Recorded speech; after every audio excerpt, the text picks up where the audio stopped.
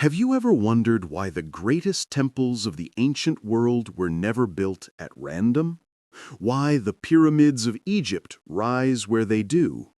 Why Stonehenge stands upon its windswept plain? Or why the temples of Angkor Wat align so precisely with the stars? These places were not chosen by accident. They were selected with a precision and reverence that hints at knowledge far beyond our modern imagination. The ancients believed that the earth itself was alive, a vast, breathing organism whose hidden veins pulsed with energy. And just as a healer knows the vital points on the human body, our ancestors knew the vital points of the planet. They called them sacred sites, power spots, or centers of life force. Upon these invisible fountains of energy, they built their temples, pyramids, and stone circles, not only as monuments of devotion, but as tools to harness the unseen forces of the cosmos. When you step into such a temple, even today, you can feel it.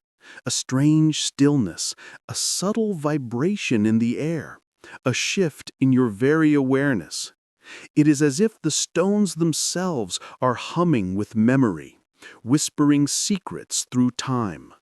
Modern science is only beginning to uncover what the ancients knew instinctively, that these sites may coincide with geomagnetic anomalies, underground water currents, or precise astronomical alignments. In this video, we will journey into the forgotten wisdom of why ancient temples were built on power spots. We will explore the history, the esoteric philosophy, and the profound purpose behind these sacred alignments. We will uncover how these sites were used not only to worship gods, but to transform consciousness, amplify intention, and connect human beings with the very heartbeat of the earth. This is not just history. This is a hidden map, a key to understanding the energy of the world around you. Throughout history, civilizations separated by oceans and millennia all seemed to share one mysterious understanding: that certain places on Earth held extraordinary power. The Egyptians called them the homes of the gods. The ancient Chinese described them through the flow of qi, the life force energy that circulates through the land like blood through veins.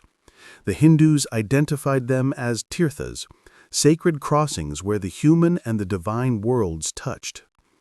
Consider the Great Pyramids of Giza. Their location is not arbitrary. They rest upon a plateau intersected by what modern researchers call ley lines, invisible, energetic currents of the earth. The pyramids are not merely tombs. They are cosmic instruments, aligned with Orion's belt, functioning as a bridge between heaven and earth. Similarly, Stonehenge in England, with its colossal standing stones, marks the movements of the solstices with exact precision. It was a temple, yes, but also a calendar, a star map, and an energy receiver that tuned into the cycles of the cosmos. In Greece, the Temple of Delphi was built on a fissure that released intoxicating vapors. The priestesses of Apollo, known as the Pythia, inhaled these vapors and entered altered states of consciousness, channeling prophetic visions. Was this merely coincidence? Or was the temple deliberately constructed on a site where the Earth's energies were known to alter human perception? The Mayans, too, built their pyramids upon cenotes, vast underground water systems that the ancients believed were portals to the underworld. When sound reverberates within these temples, the echoes mimic sacred animal calls, such as the Quetzal bird, creating an otherworldly connection between human ritual and the forces of nature. Philosophically, these sites embody the principle of as above, so below. The temple was not simply a building. It was a mirror of the cosmos. The ancients saw the earth as a vast body, with sacred mountains as its spine, rivers as its veins, and power spots as its chakras. By constructing temples upon these chakras, humanity could align itself with the divine blueprint of creation. The temple became a tuning fork, harmonizing heaven and earth, spirit and matter. What's even more mysterious is that across continents, without direct contact, cultures built their temples upon these same energetic intersections. From Machu Picchu in the Andes to Angkor Wat in Cambodia, from the ziggurats of Mesopotamia to the stupas of Tibet, the same wisdom echoes through time. Was this knowledge inherited from a forgotten civilization, or was it revealed through deep communion with the earth itself? To the esoteric traditions, these temples were not simply holy places. They were technologies. They were designed to amplify human intention, to heal, to open portals of perception, and to connect humanity with the eternal rhythms of the cosmos. A temple was a living mechanism, an ancient machine of consciousness.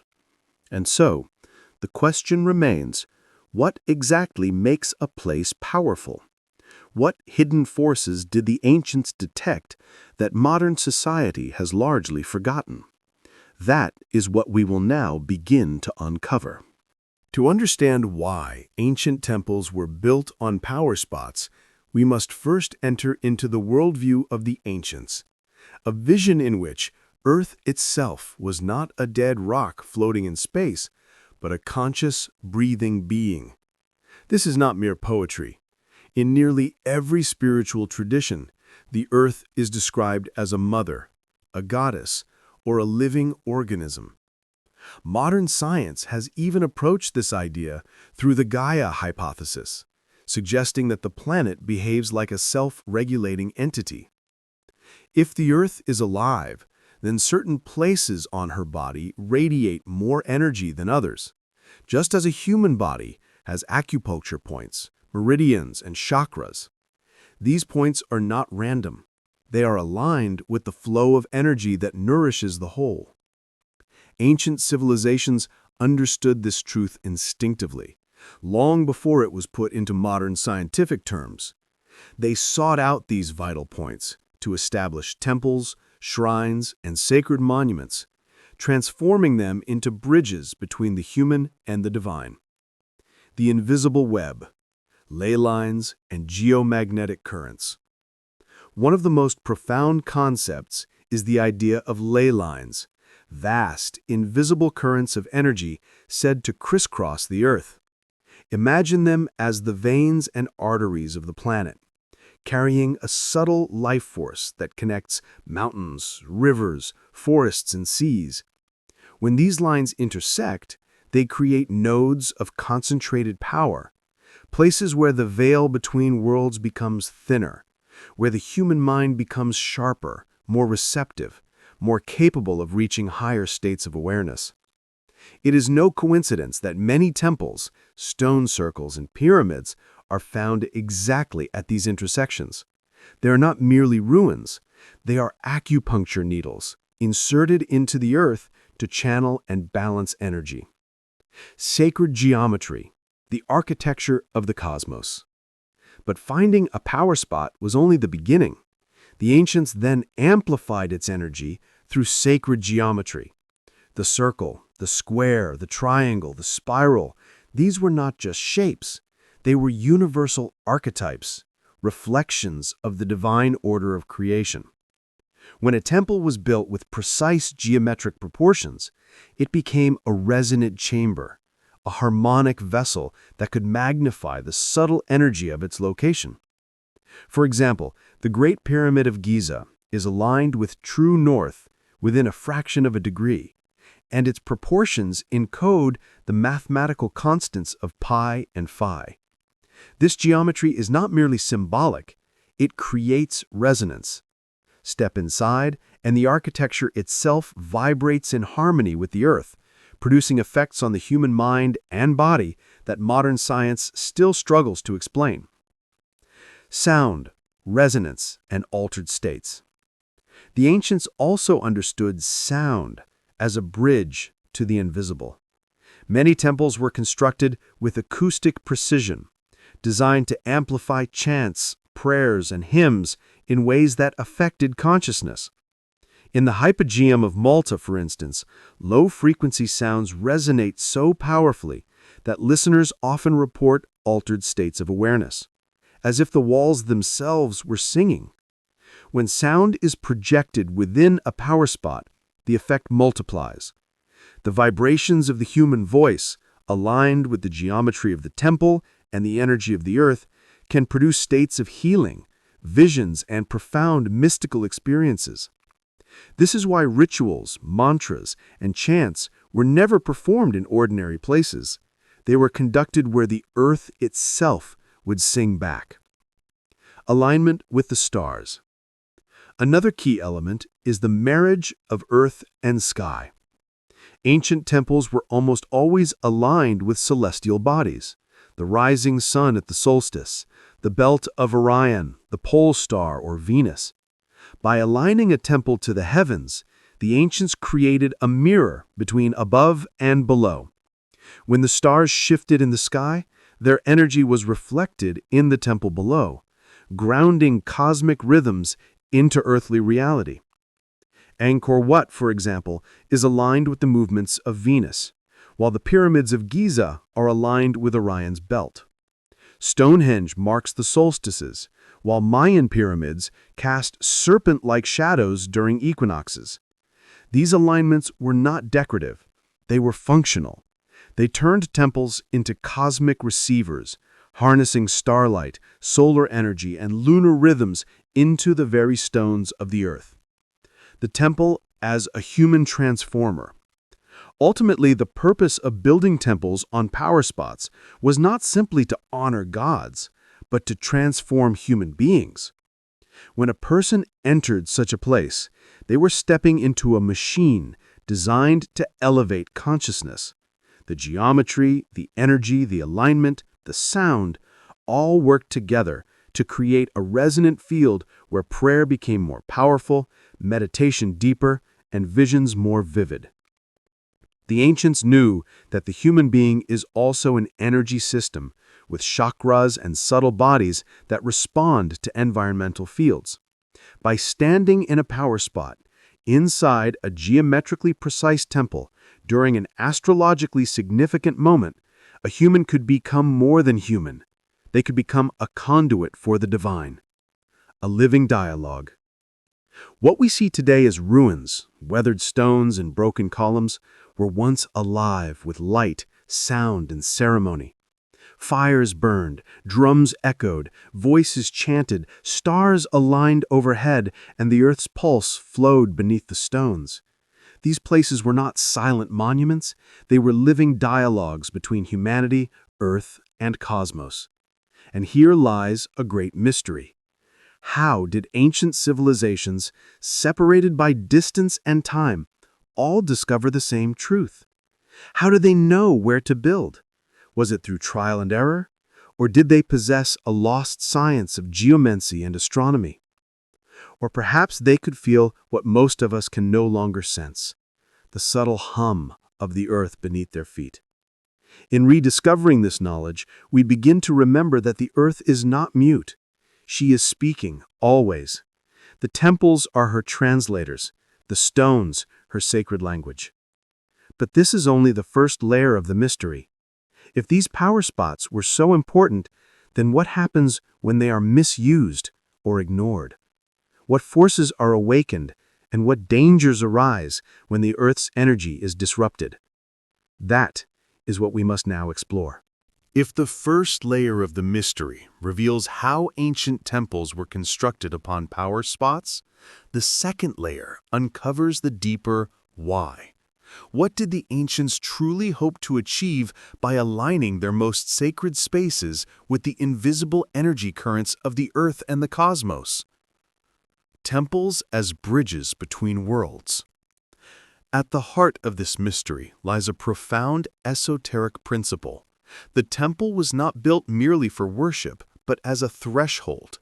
It was the bridge where the human world and the divine world met. Power spots acted as natural gateways, places where the veil between dimensions was thinner, where the ordinary dissolved into the extraordinary. When a temple amplified this natural opening through geometry, sound, and ritual, it became a doorway between seen and unseen realms. In these places, priests, shamans, and initiates did not simply pray, they journeyed. They communed with ancestors, gods, and celestial intelligences. The temple was both a house of the gods and a machine of transcendence. But with great power comes great risk. Ancient texts often warn of the misuse of sacred sites. In the Vedic tradition, certain mantras are said to be dangerous if chanted without proper preparation. In Greek myths, mortals who approached divine places without reverence were struck with madness or ruin. The power of these sites was not neutral. It magnified whatever energy entered them. A pure heart might receive visions of light, but a corrupt soul might be overwhelmed by chaos. Even today, sensitive individuals report intense reactions at sacred sites: dizziness, euphoria, tears, or even fear. This suggests that the ancients were not imagining these energies. They were engaging with forces that could heal or harm depending on how they were approached. Forgotten knowledge, geomancy, and earth magic. Across cultures, traditions of geomancy, the art of reading the spirit of the land, played a central role. The Chinese practice of feng shui, the Celtic practice of dowsing, and the indigenous traditions of songlines in Australia all point to a lost science of mapping Earth's energetic anatomy. For example, feng shui masters believe that qi flows like water, and that building on certain currents brings prosperity, while blocking or misaligning them brings disaster. The Druids of Europe performed rituals at stone circles precisely positioned at ley line intersections, and the Aboriginal Australians navigated vast landscapes by singing the Earth's energy into motion, acknowledging that the land itself remembers and responds. Could it be that our ancestors possessed a form of planetary acupuncture, deliberately activating energy centers of the Earth through temples, pyramids, and sacred rites? The human body as a reflection of the temple. The esoteric traditions also teach that the human body mirrors the temple. Just as the Earth has power spots, so does the human form. The chakras, the energy centers of the body, resonate with the same cosmic forces that temples were designed to harness. This is why initiates often underwent purification rituals before entering a sacred site. They were aligning their inner temple with the outer temple, ensuring that the energies would flow harmoniously. A temple was not merely a building. It was a reflection of the perfected human. Columns as the spine, the sanctuary as the heart, the dome as the crown. To step inside a temple was to step into a mirror of oneself, magnified by the living earth beneath it. The global network of temples. Another profound mystery is that many sacred sites are connected to one another in precise alignments across the globe. The Great Pyramid of Giza, Machu Picchu, Easter Island, and Angkor Wat formed geometric relationships when mapped on the Earth's surface. Was this coincidence? Or was it evidence of a planetary grid, a network of temples designed to stabilize and channel Earth's energy for humanity's evolution? Some esoteric traditions suggest that these temples acted like tuning forks for the planet, keeping Earth in harmony with the greater cosmos. In times of imbalance, whether natural or human-made, the activation of these sites could restore equilibrium. In other words, temples were not only for human benefit, they were for the planet herself. The veil of forgetting. Why then has modern civilization largely forgotten this knowledge? Perhaps it is because, as humanity turned toward materialism, we lost our sensitivity to the subtle. We measure, we weigh, we analyze, but we no longer feel the pulse of the earth. The ancients built with intuition, sharpened by ritual, silence, and communion. We build with machines that drown out the whispers of the land. Yet the temples remain. They stand as silent reminders of a deeper truth, waiting for us to remember. When you walk among the ruins of Delphi, Chichen Itza, or Angkor Wat, you are not simply visiting a tourist attraction. You are stepping into a place where the earth still breathes, where the past and future meet in the eternal present. A warning and a gift. The ancients knew that to neglect or abuse these sites was dangerous. Earth's energy could be blocked, distorted, or drained, leading to imbalance in both human society and nature. Wars fought upon sacred lands, modern construction atop ancient power spots, and the exploitation of Earth without reverence all carry consequences we may only dimly perceive. But the reverse is also true. When we reconnect with these sites, when we honor them and align ourselves with their energies, profound healing is possible. Individuals awaken, communities thrive, and humanity remembers its role as caretaker, not conqueror of the earth. The hidden key. So why did the ancients build temples on power spots? Not for decoration, not for superstition. They did so because they understood that these places are keys to unlocking higher consciousness, to harmonizing human life with planetary rhythms, to opening doorways into realms beyond the physical. Every temple was a reminder that we do not walk upon a dead world, but within a vast sacred being. The earth is not our possession, it is our partner, our teacher, our temple. And when we rediscover this truth, we may yet step into the same communion that our ancestors once knew. But knowing is not enough. To make this wisdom alive, we must learn how to apply it. And so the next step is perhaps the most important. How can you, here and now, use this ancient knowledge to transform your own life? Knowledge of sacred sites and power spots is not just for historians or mystics. It is something you can live. The ancients did not build their temples merely as monuments to be admired. They created them as living technologies to be used.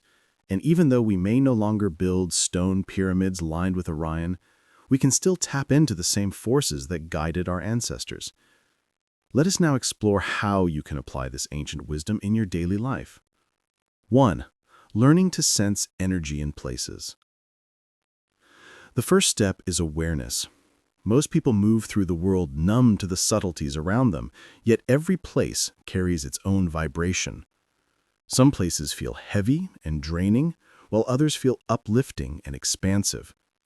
You can practice sensing this by simply pausing in different environments, forests, mountains, riversides, even within certain buildings. Close your eyes, breathe deeply, and ask yourself, how does this place feel in my body? Do I feel lighter, calmer, more focused, or do I feel restless, anxious, depleted? This is the same sensitivity the ancients cultivated. With practice, you will discover that certain locations recharge you while others weaken you. Trust this perception. It is the beginning of geomantic awareness. 2. Identifying modern power spots. While not everyone can travel to the pyramids or Stonehenge, every region of the world has its own sacred places. These may be mountain peaks, waterfalls, caves, or old trees that have stood for centuries. Many indigenous traditions still honor these local sites. You can also notice where ancient churches, shrines, or temples were built in your own area. Often when Christianity spread across Europe, churches were built directly upon older pagan sites, because even then, the builders knew the land was powerful. Seek out such places near you. They may be far closer than you think. 3. Creating a sacred space at home. If you cannot journey to a sacred site, you can create a miniature one in your own home.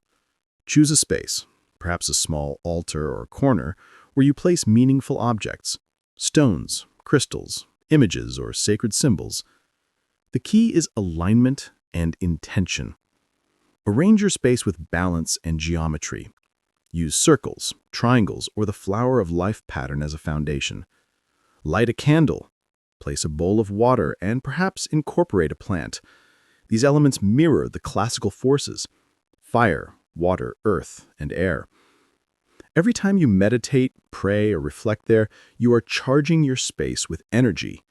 Over time, it will develop a presence of its own, a microcosmic temple resonating with the greater cosmos.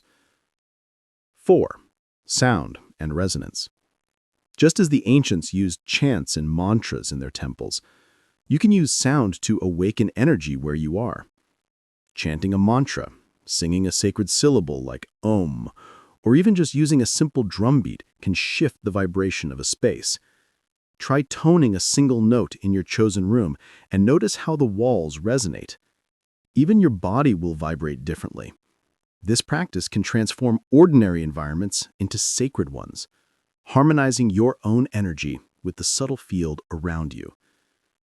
5. Working with time and alignment.